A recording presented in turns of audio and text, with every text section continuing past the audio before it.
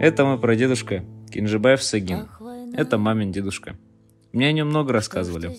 Он родился в марте 1922 года в Западном Казахстане. С раннего детства он помогал своим родителям. Пас скотину, сеял, пахал и убирал урожай. Мальчики головы подняли, повзрослели они до поры. На пороге едва... Вдруг в мирные будни ворвалась война. Прадедушка Сагин вместе с другими мужчинами ушел на фронт.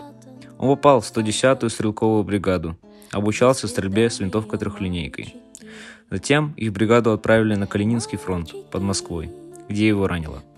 Но после госпиталя в составе 78-го стрелкового корпуса их бригаду направляют на Курско-Орловскую дугу, где произошло одно из главных сражений Второй мировой войны – Курская битва. На Курской дуге его ранило во второй раз, но он продолжал воевать. Ни гранат, и себя не щадите вы, и все-таки постарайтесь вернуться назад.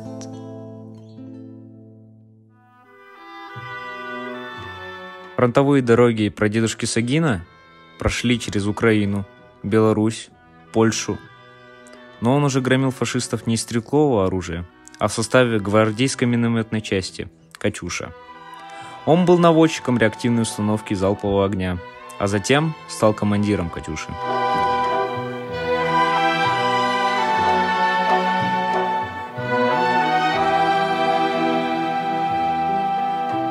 Мне кажется порою, что солдат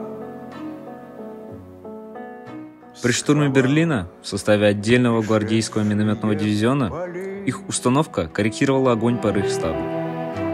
не в землю нашу полегли когда-то, а превратились в белых журавлей.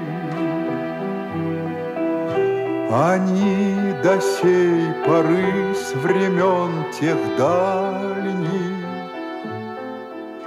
летят и подают нам.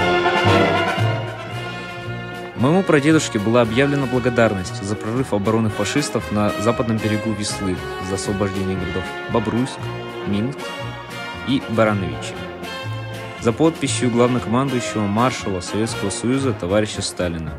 День Победы, как он был от нас далек, как в костре потухшем таял уголек.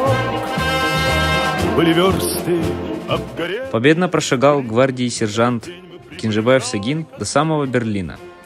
Войну он закончил на Эльбе с американскими союзниками. В октябре 1945 года он вернулся в родное село. На протяжении 40 лет трудился представителем колхоза. У прадедушки Сагина 6 орденов и 22 медали. Со слезами на глазах. День Победы, День Победы, День Победы. Он был участником парада 9 мая 2005 года в городе Москве на Красной площади. Вот таким был мой прадедушка, я горжусь им. Это радость со слезами на глазах. День Победы, День Победы, День Победы.